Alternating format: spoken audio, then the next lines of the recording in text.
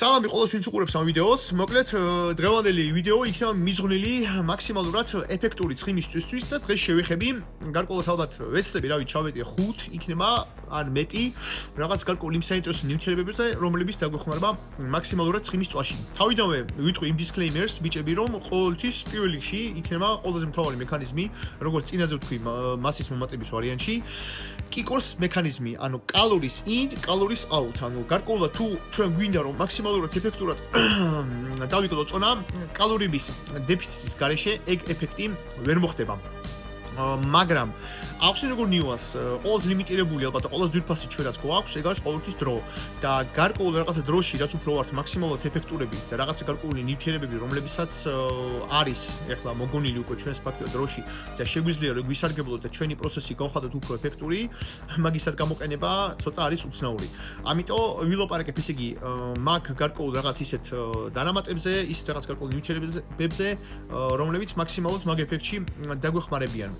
საერთოდ ზოგადად ალბათ ჩემი ბიოჰაკინგი მაგით დაიწყო რომ ყოველთვის ოცნებობდი მიახლოებით რა ვიცი 15 წლის წინ რომ მოიგონოთ ისეთი რაღაცა ჯადოსნური ნივთიერება რომელსაც რა ვიცი გაიკეთებდი და ერთ კვირაში უხეშად დაიკლებდი რა ვიცი 10 კილოს. ეგ მაშინ იყო რაღაცა გარკვეულად რა თქმა უნდა ფანტასტიკის დონე. ეხლა უკვე შესაბამისად უზომოდ ბევრი საინტერესო პრეპარატები არის, რომლებიც კი მაგრად ეხმარება ცხიმის წვას და აი რადიკალურად ცვლის ცხოვრებას იმათთვის, ვინც არის მიდრეკილი ჭარბი წონისკენ. იმიტომ რომ ხვდებოდით რომ გენეტიკა ყველას აქვს ინდივიდუალური, ვიღაცა ვერ იმატებს წონას, ვიღაცა ოცნებობს და კანკალიცრავს თითქმის სულ ნოსტოპით MK-ს რომ ქონდეს მაღალი მადა და ზოგი კატეგორია ხალხი, როგორც ფაქტობრივად მე ვარ არიან რომლებიც სუსტილობენ პირიქით მადას ფაქტიურად რაღაც ვარიანტში ვეჭიდაოთ, დავთრგუნოთ და ასე შემდეგ. ამ ჯგუფს ერთხელ ჩავწერ ჯიგრულად დაღეჭილ მაქსიმალურ ვიდეოს, მაგრამ ალბათ ყველაზე მაგარი რაც კი ადამიანმა მოიგონა წონისკლების ვარიანტში, ალბათ იქნება სამი ჯგუფი, სამი ეს გარკვეული პრეპარატი, რომელიც არის აი უზომოდ საინტერესო. პირველი იქნება რა თქმა უნდა ახლა გეცოდინებათ ყველა სემაგლუტიდი, იგივე ოზემპიკი, მეორე ტიზეპატიდი და მესამე რეტატრუტიდი. სიმართლე რომ ვთქვათ, მეგობრებო, ნუ ეგ ჯგუფი ზოგადად არ არის მარტო 3, არის მიახლოებით 1, 6, 7, 8. სხვადასხვანაირი არის თუ არ ვსწრები ლარატრუტიდი. მოკლედ ამაზე შევესწრები ახლა მომავალში კაი ვიდეო ჩავწერო. კლასიკა რაც არის და რაც ახლა მაქსიმალურად ყველა მიცით, ეგ 3 პრეპარატი არის. აი უზომოდ ეფექტურები იმ ხრივ როგორც თქვი რომ ანუ ფაქტიურად წონისკლების მომენტში როცა ვცდილობთ რომ კალორიების ვიყოთ დეფიციტში გინდა არ გინდა ფიზიოლოგიური პროცესი არის და ორგანიზმი ტვინი როგორც უკვე რაღაც გარკვეულ დეფიციტს ნახავს კალორიებისას შეეცდება რომ ყველანაირი გარკვეული მიზეზი მოქცეთ იმისთვის და თქვენ ტვინი აგირიოთ რომ რაღაცა ზედმეტი ჭამოთ. ყოველი მასტი დარღვევა, ყოველი გარკვეული რაღაცა მასტი რაღაცა ფეილები ყოველთვის მოგცემთ იმას, რომ პროცესი შეჩერდება. კლასიკას ახლა თუ ფაქტიურად შევეხები თქვა რა ვიცი სემაგლუტიც, ანუ თითქმის ეგენი მუშაობს სამივე პლუს მინუს იგივე მექანიზმით, უბრალოდ აგონისტები არის განსხვავდება ეგენი, არის პირველი, მეორე, მესამე აგონისტის, ანუ სამმაგი აგონისტი არის რეტატრუტიდი მაგალითად, ორმაგი აგონისტი არის ფაქტიურად ტიზეპატიდი და კლასიკური სემაგლუტის მექანიზმს ვიტყვი იმას, რომ ანუ აქვე ითევს ფაქტიურად კუჭის პრესტატიკას, ანუ შესაბამისად კუჭის საჭმელი რჩება უფრო მეტი ხანი. დანაყრების ფაქტიურად რაღაცა გარკვეული ეს შეიძლება ითქვას იმპულსები და მექანიზმი არის უფრო მეტი. ანუ არ გშირდება, ანუ რეალურად ადამიანი თუ არის მაგარი აი სუნაკი რო სუშია, სულ რაღაცა ტკბილი უნდა, სულ რაღაცა ჭამოს, აი ეგ არის ალბათ game changer-ი, სვეტში პრეპი, რომელიც აი რადიკალურად ცვლის ცხოვრებას.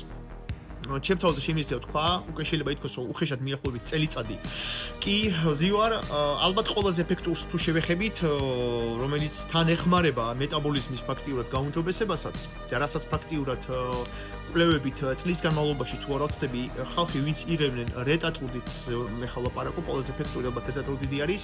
კვლევებითაც მიახლოებით თუ არ ვცდები, ან 22, ან 25%-ით კარგავდნენ ხალხი წონას წლის განმავლობაში. ტიზეპატიდზე მიახლოებით თუ არ ვცდები 20-22 და უნდა ხვდებოდეთ თქვენ რომ წლის განმავლობაში ეს პროსტა არანორმალური ციფრები. ანუ თუ მივასაუბარი ფაქტიურად პირველი ტოპაზე, ალბათ რომელიმე აქედან ერთ-ერთი. თუ პირველად გინდათ რომ გასინჯოთ რაღაცა, დაიწყეთ კლასიკური გინდათ თქვა სემაგლუტიდით. დოზირებები ძალიან ინდივიდუალურია, რა ვიცი, 250 მიკროგრამიდან შეიძლება და შემიახლოებით მაქსიმალურ დოზები რაც კვლევებში იყო 2.5 6 მილიგრამი. მე მაქვს გასინჯული ფაქტიოდ ყველა ეხლა ამ წუთას ვარ რედატრუტიც ვიღებ მიახლოებით კვირაში 2-2.5 მილიგრამს და აი ყველაფერი არის იმენა იდეალურად. ალბათ ამ სამ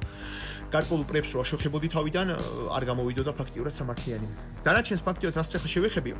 შევეხები ფაქტიოდ იმ ნიუტრიენტებს რომლებიც საერთოდ არანაირი კავშირი არ არის ჰორმონალურ სისტემასთან, ანუ არანაირი თქვა აი რო თქვენ ვხვდებით ხო პეკეტი რაღაცები არ ჭირდება სერვისებით და ალბათ ვიტყვი ჩემი გადამოსახედით ყველაზე მაგარი რაც არის ალბათ GV0742 ცხიმისთვის მხრივ ეგერთი და ყველაზე მთავარი რაც მაგას აქვს ლიპიდურ პროფილზე მოქმედებს დადებითად. ანუ ფაქტიურად ქოლესტერინის რეალურად ქოლესტერინის ფაქტიურად ძალიან სურათს ცვლის დადებით მხარეს. რაც შეეხება ფაქტიურად მაგის ბიჭაშვილს, იგივე კარდ არის, ეგეც ეფექტური არის, რევერული არის ფაქტიურად კიდე მაგ სიტუაციაში, მაგ ჯგუფში შეიძლება ითქვას, მაგრამ ალბათ პირველი უფრო იქნება GV0742. მეორე ალბათ რასაც ქვია აი მაგარი ნელი და ისეთ ვარიანტში მეტაბოლიზმის რაღაც აქტივატორი კაფსულა რომელზეც ფაქტიურად თაგვები სოლდნენ არ ვარჯიშობდნენ და ცხიმს მაინც მაგრად იკლებენ ანუ ფაქტიურად ისეთი ხალხისთვის ვისაც თქვა ვერ უხერხდება ინტენსიური ვარჯიშები არ აქვს ბევრი დრო ალბათ ვიტყვი უეჭველი თანამედროვე ამ ნიუტრირებას და მე მიყვარს უფრო სიახლეები მეცილად სიახლეებზე ლაპარაკი ეგ იქნება SLUPP 332 ნიუტრირება რომელიც აჩქარებს ძალიან მაგრად მეტაბოლიზმს ფაქტიურად ძალიან მაგრად მათეს კიდე გამძლეობას და ვიტყოდი კიდე იმის ნიუანსს რომ აშკარად თითქოს უფრო მსუბუქად იღვიძებ ინტენსიური ვარჯიშების შემდეგ მაგის მიღების დროს კიდე შეიძლება ითქვას რა თქმა უნდა მიტოქონდრიების ფაქტიურად აქტივატორი და მიტოქონდრიების მაგარი ბრო ეგ არის ალბათ BAM15 ეგ არის ალბათ ერთ-ერთი ყველაზე მაგარი პერსპექტიული ნიუტრირება რომელსაც გეუბნებით რომ აქვს ძალიან დიდი მომავალი აი ჩემი უბრალოდ რაღაც ექსპერიენსის მხრივ რასაც მე გამოვიყენებ რასაც ფაქტიურად კითხულობ ბოლო ხანებში მაგ ნიუტრირებაზე უზომოდ დადებით უწერენ თირკმელების რაღაცა გარკვეულად ფუნქციების და მუშაობის გაუმჯობესებაში. ალბათ BAM15 შევეხები. უეჭველი კლასიკას ახლა რა თქმა უნდა ვერ გავექცევით 90-იანების კლასიკა კლენი კლემბუტეროლი ფაქტიურად ნიუტრირება რომელიც უფრო ხსნის ფილტვებს მაგრამ ფაქტიურად ეხება რეცეპტორებს ცხიმებისას და ცხიმების გამოთავისუფლებას ფაქტიურად მაგრად ეხმარება ნიუტრირება რომელიც ის პროსტა უბრალოდ კაპიკები ნიუტრირება რომელსაც აქვს ცუდი რეპუტაცია იმ მხრივ რომ უბრალოდ კლასიკურ ფაქტიურად დოზირებებში რასაც გამოიყენებენ სპორტსმენები და თქვენ მეგობრებო უნდა ხვდებოდეთ რას რომ რაც არის აქტიურ სპორტში რაც იყენებენ ბოდიბილდერები რაც იყენებენ თქვა აქტიური სპორტსმენები პერფორმანსის გასაუმჯობესებლად ჩვეულებრივ ხალხს ეგ დოზირები თქვენ კატეგორიულად არ აღჭირდება თქვენ გინდათ მაქსიმალურად მიკროდოზები ყველაფრის უფრო გინდათ დისციპლინა კვების მხრივ და ასე შემდეგ 20-40 მიკროგრამი კლენი ალბათ არის ყველაზე ისეთი ნიუტრირება, აი უზომოდ ეფექტური, უზომოდ ფაქტიურად იაფი, რომელიც შეიძლება ცხიმის კლებაში წვეთში გამოყენდეს. შევეხები რა თქმა უნდა ელკანიტინიც საინტერესო ამინომჟავა არის იმ მხრივ რომ ეგეც ეხმარება იგივენაირად ცხიმის გამოთავისუფლებას ფაქტიურად მიტოქონდრიებში და მერე შესაბამისად უტილიზაციას საინტერესო ამინომჟავაა რომელიც შეიძლება ფაქტიურად ნონ-სტოპით გამოყენდეს ნიუანსი მთავარი რა არის ფაქტიურად კუჭის მხრივ კუჭს აფუჭებს შეთვისება კუჭიდან აქვს ძალიან დაბალი თუ არ ვცდები 8-10-12%, ანუ თუ არის საშუალება რომ დავითრიოთ თქვა ელკანიტინი ინიექციური ეგეც არის იდეალური ვარიანტი, თქვათ გინას კარდიოს თქვათ წინ რა, რომ გამოვიყენოთ. ეგ არის ფაქტიურად ის ვარიანტი, აი მცირე რაღაც გარკვეული ისეთი ტოპი, რაც ახლა ვთქვი, დანარჩენი ფაქტიურად ახლა თუ შევეხებით თქვათ ჩემს საყვარელ ფაქტიურად და ის ვარიანტი ხშირ კითხვას სარმების ვარიანტს, რომლებიც უფრო სარმები დაეხმარება უფრო ცხიმის წვას, ნომერი იქნება პირველი, მას просто უდაოდ, ეგ იქნება ანდარინი, ეს 4 იგივე ძალიან ჯიგულად წავს კიდე ვიტყოდი ფაქტიურად შეიძლება ითქვას ACP 105-იც უზომოდ საინტერესო არის ცხიმისთვის მხრივ რადარინის თითქოს აი ხორცს ხდის უფრო ვიზუალურად სხვანაირს ეს 23-საც ფაქტიურად შობის პერიოდში ეგეც საინტერესო არის საკმაოდ ეგ ჯგუფიც შეიძლება რომ მაგ მხრივ განვიხილოთ ხშირი კიდე შეკითხვა კიდე ყველაზე ხშირი შეკითხვა რაც არის ფაქტიურად კლასიკურ GH-ზე ანუ კლასიკურ დისჰორმონზე ცხიმის წვავს თუ არა წვავს შეიძლება გამოყენება თუ არა მანდ არის ორ მხრივ ვარიანტი შეიძლება გამოყენება რა თქმა უნდა დაბალი დოზები anti-age-ის ვარიანტში ხშირად ხომ ისეთ საინტერესო პროტოკოლებს ხედავ ხომ რაც ლაპარაკობენ რომ იქ 3-4-5 ერთეული 3-4-5 ერთეული GH ეგ არ არის ფაქტიურად რაღაცა გარკვეული GH-ის ჰორმონშემცველი თერაპია ეგ არის ალბათ მიახლოებით მაქსიმუმი 1-1.5 ერთეული ცხიმის წვას ეხმარება მაგრამ ერთი ნიუანსი არის კაი ხარისხიანი GH-ის დათრევა არის უზომოდ რთული მეორე ნიუანსი ფაქტიურად ცხიმის წვა და წყლის შეკავება ფაქტიურად ეგ ცოტა სხვადასხვანაირი მექანიზმი არის სხვადასხვანაირი ვარიანტი არის და აუხსნი როგორ ვარიანტს GH-ი ცხიმს კი წვავს მაგრამ GH-თან გზად ცოტა აყენებს ნატრიუმს კუნთებში ცოტა გინდა არ გინდა აყენებს წყალს ანუ ცოტა უფრო ვიზუალურად გბურთავს ანუ ცხიმს წვავს მაგრამ ვინც თქვათ აი ძალიან უზომოდ უნდა რომ იყოს მაქსიმალურად აი რასაც ქვია ნატანჯი ხორცი აი მოჭიდავებს აქვთ მასეთი ხორცი სხვანაირი დაჭრილი ხორცი აქვთ აი ისეთ ვარიანტში ძალიან ჭლე GH-ი მაშინ შეიძლება რომ უბრალოდ თქვათ რაღაცა გარკვეული პატარა მცირე ეტაპი კაცმა გამოიყენოს მიახლოებით 1 თვე-თვენახევარი ცხიმის კლების პროცესში ცხიმის წვას ეხმარება და როცა ვანებებთ თავს და გადის უხეშად მიახლოებით 1 კვირა გადის 10 დღე რომ ვაფშე მაგის წყალი შესაბამისად წყალი ტოვებს ფაქტობრივად ორგანიზმს მაშინ იგრძნობა უფრო მაქსიმალურად GH-ის ეფექტები რა ეგ არის თუ არის GH-ი მაქსიმალურად ხარისხიანი ეგ ეფექტი არის. დანარჩენი ფაქტიურად რაც შეიძლება რომ შევეხოთ ახლა ისეთ რაღაცას თქვათ აი მკუების მხრივ რაც არის ყოველთვის დაიმახსოვრეთ ანუ რაღაცა გარკვეული შეზღუდვა რაღაც იმ პროდუქტების რომელიც თქვენ გიყვართ ეგ არის ცუდი მხრივ რომ ორგანიზმს ვერ მოატყუებთ თელი ცხოვრება მაგაზე ვერ იქნებით თქვენ უნდა იპოვოთ თქვენთვის სასურველი ისეთ რაღაც გარკვეული კოლორაჟი რომელზეც თქვათ თქვენ არ იმატებთ წონას და იმ კალორიულობაში მოაქციოთ ის პროდუქტები რომლებისგან თქვენ იღებთ სიამოვნებას იმიტომ რომ რატო უნდა მოიგო სიამოვნება კვების მხრივ რაც არის ყველაზე პრიმიტიული გარკვეული რაღაცა გარკვეული სეროტონინი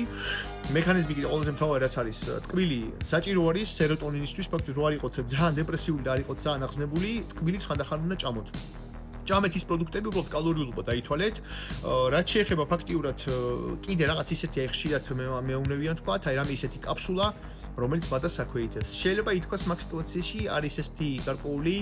რაღაცა